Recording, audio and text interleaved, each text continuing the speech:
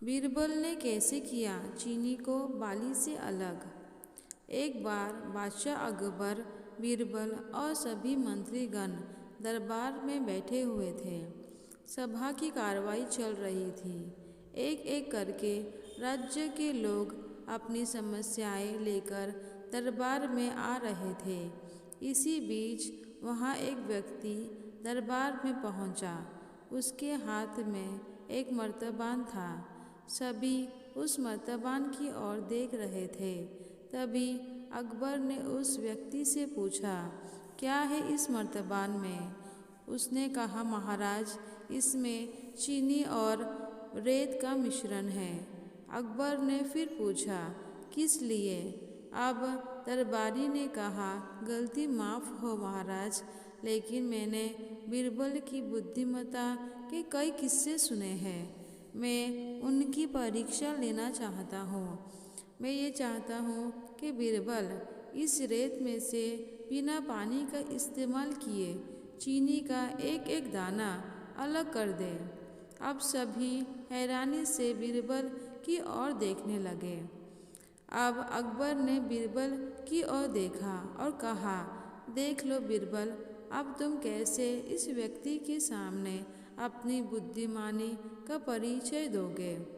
बीरबल ने मुस्कुराते हुए कहा, महाराज, हो जाएगा, यह तो मेरे बाएं हाथ का काम है। अब सभी लोग हैरान थे कि बीरबल ऐसा क्या करेगा कि रेत से चीनी अलग अलग हो जाएगी। तभी बीरबल उठे और उस मर्तबान को लेकर महल के मौजूद बगीचे की ओर बढ़ चले। उसके पीछे वो व्यक्ति भी था। अब बीरबल बगीचे में एक आम के पेड़ के नीचे पहुँचे। अब वह मर्तबान में मौजूद रेत और चीनी के मिश्रण को एक आम के पेड़ के चारों तरफ फैलाने लगे। तभी उस व्यक्ति ने पूछा, अरे ये क्या कर रहे हो?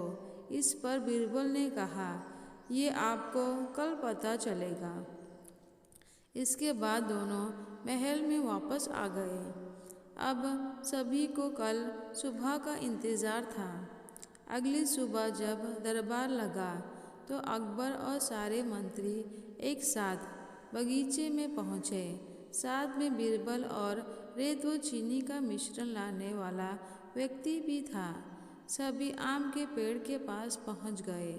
सभी ने देखा कि अब वहाँ सिर्फ रेत पड़ी हुई है।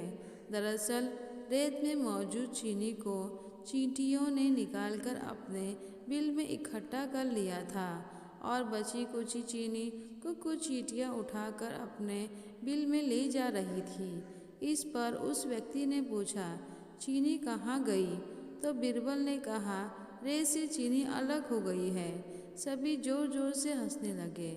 बीरबल की ये चतुराई देख अकबर ने उस व्यक्ति से कहा, अगर अब तुम्हें चीनी चाहिए तो तुम्हें चींटियों के बिल में घुसना पड़ेगा। इस पर सभी ने फिर से ठहाका लगाया और बीरबल की तारीफ करने लगे। इस कहानी से हमें ये सीख मिलती है कि किसी को नीचा दिखाने का प्रयास आपके लिए हानिकारक हो सकता है। ऐसे और भी दिलचस्प कहानी सुनने के लिए मेरे चैनल को लाइक, शेयर और सब्सक्राइब कीजिए। मेरी ये कहानी सुनने के लिए आपका बहुत बहुत धन्यवाद।